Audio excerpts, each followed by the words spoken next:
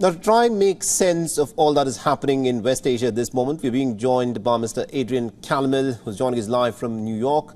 Mr. Calmel is a fellow at the Arabian Peninsula Institute and also a terrorism and Middle Eastern scholar. Mr. Calmel, thank you very much indeed for joining us here on WION.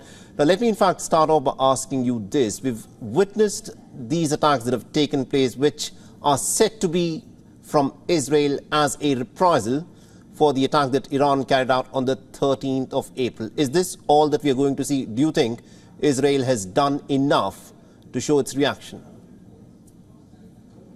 Thank you for having me, first of all, Mohammed.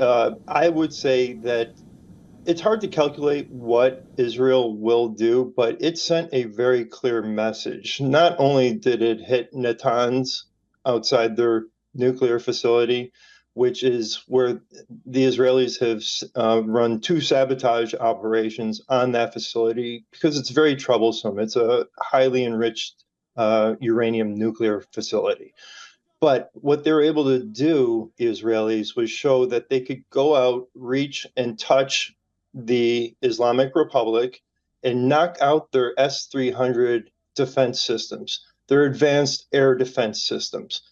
The Islamic Republic is downplaying this. The Israelis are showing that we can reach out and touch you and hit you where we want to. And it was a clear message. On the other hand, we saw the the Islamic Republic's message to Israel, and that was a very large barrage that was relatively ineffective, but did send the message that they're willing to turn this from a proxy war to a head-on-head war. I think it was a miscalculation on their part. All right, now, a lot of people are saying that the Israeli reaction to that attack by Iran, that was in effect now the reaction to the bombing of the consulate in Damascus, a lot of people are saying that the Israeli reaction has been pretty muted, considering how Israel in the past has responded to every act of provocation. Why do you think the Israeli response has been muted? Is it because of the fact that perhaps the United States this time around has succeeded in prevailing upon the Israeli Prime Minister Netanyahu? No, I do not put it down to any intervention by the United States. This is Israeli war military planning. They're going to work in their best interests to protect themselves because the Islamic Republic wants to see them removed from the face of the earth. So I don't think the United States had any say in this in kind of holding back the Israeli war military planners. I just don't see it. All right, my final question to you, Mr. Calmel, is considering how volatile this entire region is, where do you see this Israeli war now going forward? Because Israel is at this moment carrying out its offensive in the Gaza Strip.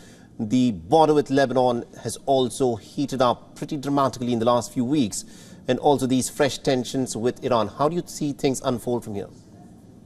It's going to go back to war by proxy, which is where it was until the barrage, the April 13th barrage that we saw. It's going to go back to Israel having to take care of Hamas. It's looking, from my perspective, doubtful now. If they are not able to enter Rafah, Hamas remains. They remain in power. They remain intact, battered, but still intact. You have Hezbollah to the north, which is the greatest threat that Iran can pose to Israel. But also Hezbollah in the north in Lebanon has the greatest to lose. What they have done is normalized a war where it's displaced 80,000 Israelis. And then we saw the overnight strike in Iraq, in Babylon district, that hit I'm saying it's a significant site because Abu Fadak from Kataib Hezbollah was surveying the damage this morning. So we're back to war by proxy. And that's the game the Islamic Republic wants to play. All right, we'll have to leave it there. Thank you very much indeed, Mr. Calmel, for joining us and getting us that perspective there. Thank you. For all the latest news, download the WION app and subscribe to our YouTube channel.